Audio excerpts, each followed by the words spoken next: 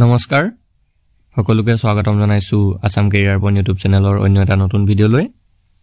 বন্ধুসকল আজিৰ ভিডিঅ'টিত আমি আপোনালোকৰ আগন্তুক অনুষ্ঠিত হ'ব লগা গ্ৰেড 3 আৰু গ্ৰেড 4 পৰীক্ষাৰ বাবে প্ৰয়োজন হোৱা কেইটামান অতিকৈ গুৰুত্বপূৰ্ণ প্ৰশ্ন আলোচনা কৰিম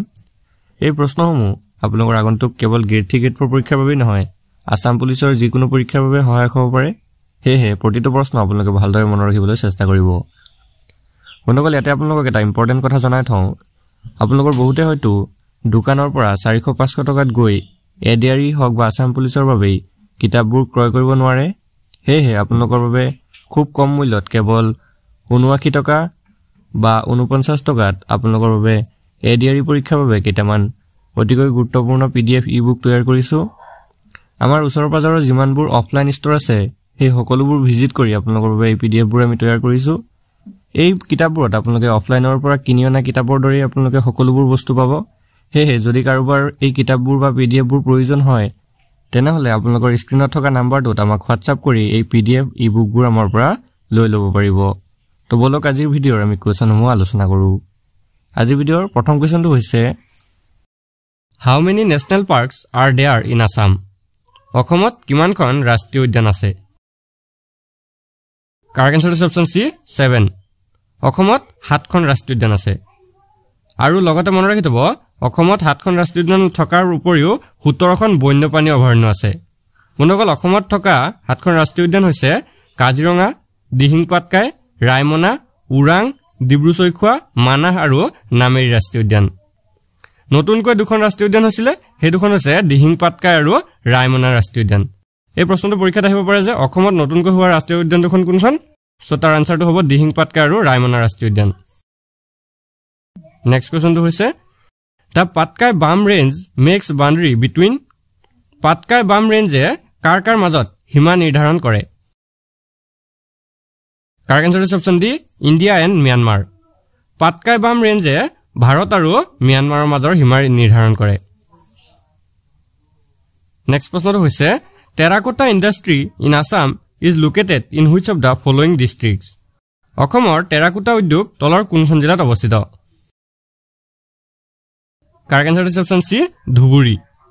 অসমৰ টেৰাকোটা উদ্যোগ ধুবুৰী জিলাত অৱস্থিত নেক্সট প্ৰশ্নটো হৈছে The largest tributary of the Brahmaputra river is Brahmaputra নদীৰ সৰ্ববৃহৎ উপনৈখন হৈছে Correct answer is option B Subansiri বন্ধুসকল ব্ৰহ্মপুত্ৰ নদীৰ সৰ্ববৃহৎ উপনৈখন হৈছে সুবনশিৰি নদী আপোনালোকৰ পৰীক্ষাত এটা প্ৰশ্ন সুধিব পাৰে যে ব্ৰহ্মপুত্ৰ নৈৰ উৎপত্তি ক'ৰ পৰা হৈছে সো বন্ধুসকল ব্ৰহ্মপুত্ৰ নৈৰ উৎপত্তি হৈছে হিমালয়ৰ কৈলাশ পৰ্বতৰ পৰা আপোনালোকে মনত ৰাখি থব নেক্সট প্ৰশ্নটো হৈছে When was Manas Wildlife Sanctuary declared as national park Manas বন্যপ্ৰাণী অভয়াৰণ্য কেতিয়া ৰাষ্ট্ৰীয় উদ্যান হিচাপে ঘোষণা কৰা হৈছিল Correct answer is option A 1990 1990 চনত মানাহ বন্যপ্ৰাণী অভয়াৰণ্যক ৰাষ্ট্ৰীয় উদ্যান হিচাপে ঘোষণা কৰা হৈছিল লগতে আপোনালোকে এইকেইটা মনত ৰাখি থব 1928 চনত মানাহক গেম চেঞ্চুৰী হিচাপে ঘোষণা কৰা হয় 1950 চনত বন্যপ্ৰাণী অভয়াৰণ্য হিচাপে ঘোষণা কৰা হয় আৰু হেহতেক 1990 চনত ৰাষ্ট্ৰীয় উদ্যান হিচাপে স্বীকৃতি প্ৰদান কৰা হয় আৰু এটো মনত ৰাখি থব আপোনালোকে এই মানাহ ৰাষ্ট্ৰীয় উদ্যান চিৰাং আৰু বাক্সা জিলাত অৱস্থিত প্ৰায় পৰীক্ষাত অহা দেখা গৈছে যে মানাহ ৰাষ্ট্ৰীয় উদ্যান কোন জিলাত অৱস্থিত সো তাৰ আনসাৰটো হ'ব চিৰাং আৰু বাক্সা জিলাত নেক্সট প্ৰশ্নটো হৈছে Wild horses are found in which of the following national park of Assam অসমৰ তলৰ কোনখন ৰাষ্ট্ৰীয় উদ্যানত বনৰীয়া ঘোঁৰা পোৱা যায় Correct answer is option A Dibru-Saikhowa বন্ধুসকল অসমৰ ডিব্ৰু-চৈখোৱা ৰাষ্ট্ৰীয় উদ্যানত বনৰীয়া ঘোঁৰা পোৱা যায় আৰু এই ৰাষ্ট্ৰীয় উদ্যানখন ডিব্ৰুগড় আৰু তিনচুকীয়া জিলাত অৱস্থিত পৰীক্ষাত আহিব পাৰে যে ডিব্ৰু-চৈখোৱা ৰাষ্ট্ৰীয় উদ্যান কোনখন জিলাত অৱস্থিত সো তাৰ আনসাৰটো হ'ব ডিব্ৰুগড় আৰু তিনচুকীয়া জিলাত বন্ধুসকল আপোনালোকে লগতে এটো মনত ৰাখি থব 1997 চনত ডিব্ৰু-চৈখোৱাক বায়োস্ফিয়াৰ ৰিজাৰ্ভ হিচাপে নিৰ্দিষ্ট কৰা হৈছিল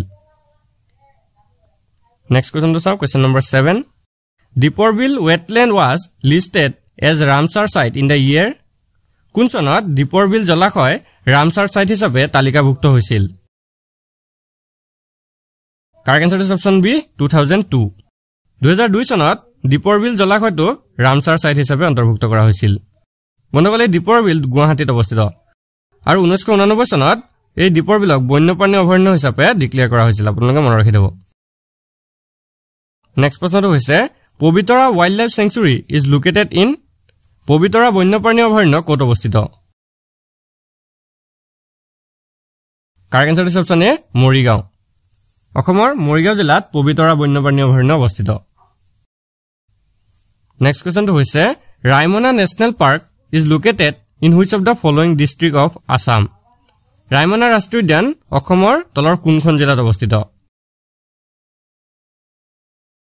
কাৰেক্ট আনসাৰ দিছে অপচন সি কোকৰাঝাৰ বন্ধুসকল ৰায়মনা ৰাষ্ট্ৰীয় উদ্যান অসমৰ কোকৰাঝাৰ জিলাত অৱস্থিত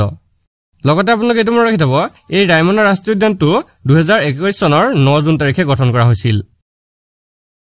নেক্সট কোৱেশ্চনটো হৈছে which among the following is responsible for amending the law relating to Indian citizenship তলৰ কোনটো ভাৰতীয় নাগৰিকত্ব সম্পৰ্কীয় আইন সংশোধনৰ বাবে দায়বদ্ধ কাৰেক্ট আনসাৰ দিছে অপচন সি পাৰ্লিয়ামেন্ট বা সংসদ ভাৰতীয় নাগৰিকত্ব সম্পৰ্কীয় আইন সংশোধনৰ বাবে ভাৰতৰ সংসদ দায়বদ্ধ নেক্সট কোৱেশ্চনটো হৈছে who is the author of Vande মাতৰমৰ লেখক কোন আছিল উত্তৰটো হৈছে অপচন সি বঙ্কিম চন্দ্ৰ চেটাৰ্জী 1882 চনত বাংলা আৰু সংস্কৃত ভাষাত ৰচিত এই গীতটি তেওঁৰ আনন্দ মঠত প্ৰকাশ পাইছিল নেক্সট প্ৰশ্নটো হৈছে who had founded the Deccan educational society কোনে ডেকান এডুকেশ্যনেল সোসাইটি প্ৰতিষ্ঠা কৰিছিল বন্ধুসকল ইয়াৰ উত্তৰটো হৈছে option D Mahadev Govind Ranade Deccan educational society গঠন কৰিছিল নেক্সট প্ৰশ্নটো হৈছে which of the following is the largest union territory of India তলৰ কোনখন ভাৰতৰ সৰ্ববৃহৎ কেন্দ্ৰীয় শাসিত অঞ্চল উত্তৰটো হৈছে option D Jammu and Kashmir বন্ধুসকল জম্মু আৰু কাশ্মীৰৰ ৰাজধানী হৈছে গ্ৰীষ্মকালত শ্ৰীনগৰ আৰু শীতকালত জম্মু নেক্সট কোৱেশ্চনটো হৈছে হু gut Bharat Ratna award before becoming the president of India ভাৰতৰ ৰাষ্ট্ৰপতি হোৱাৰ আগতে কোনে ভাৰত ৰত্ন বঁটা লাভ কৰিছিল উত্তৰটো হৈছে অপচন এ ডক্টৰ জাকিৰ হুছেইনে ভাৰতৰ ৰাষ্ট্ৰপতি হোৱাৰ আগতে ভাৰত ৰত্ন বঁটা লাভ কৰিছিল বন্ধুসকল আপোনালোকে মনত ৰাখি থব 1963 চনত তেওঁ এই বঁটা লাভ কৰিছিল নেক্সট কোৱেশ্চনটো হৈছে what is the national currency of south Africa দক্ষিণ আফ্ৰিকাৰ ৰাষ্ট্ৰীয় মুদ্ৰা কি উত্তৰটো হৈছে অপচন এ ৰেণ্ড দক্ষিণ আফ্ৰিকাৰ ৰাষ্ট্ৰীয় মুদ্ৰা হৈছে ৰেণ্ড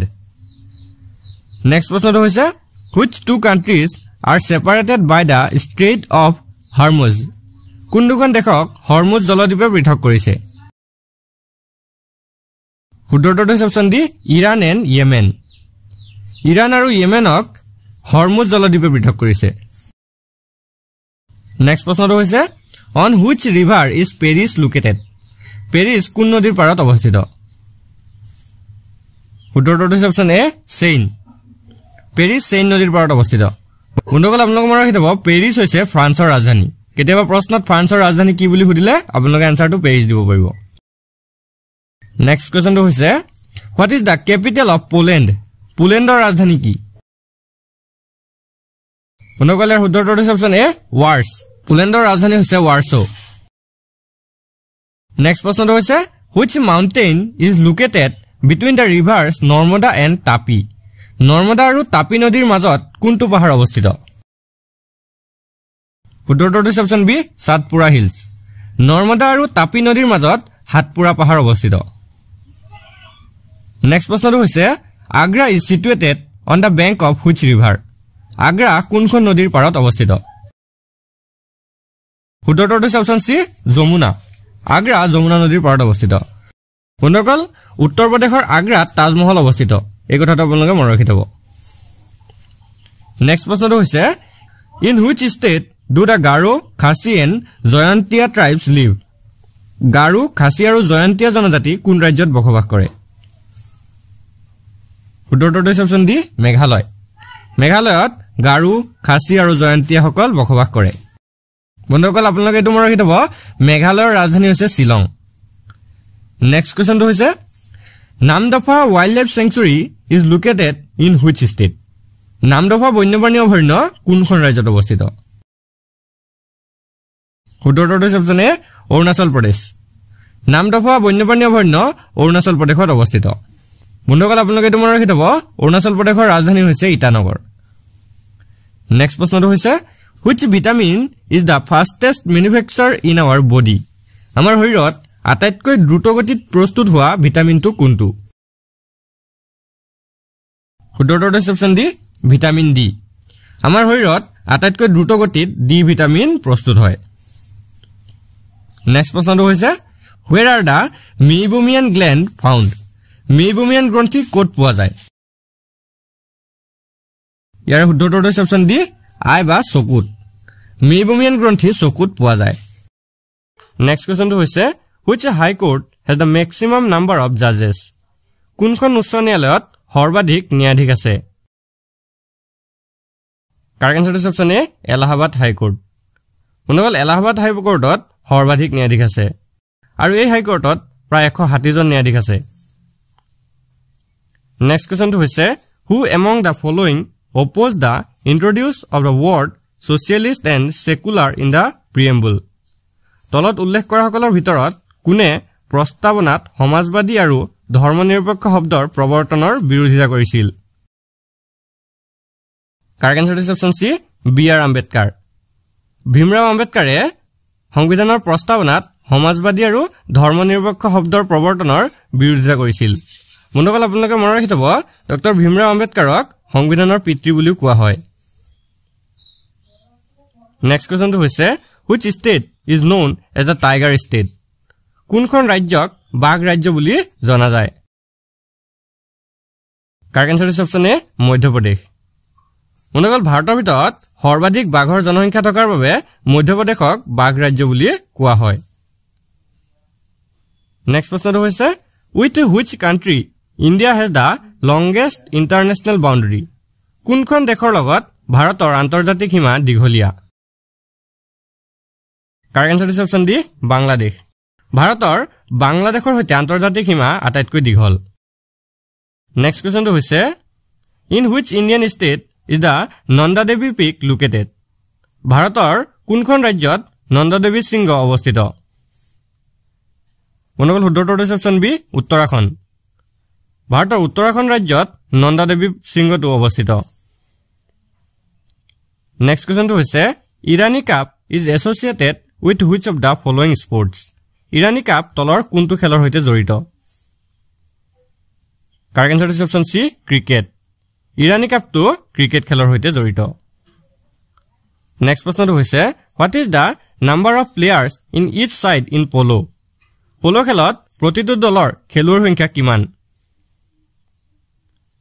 কাৰেক্ট আনসাৰ অপচন সি 4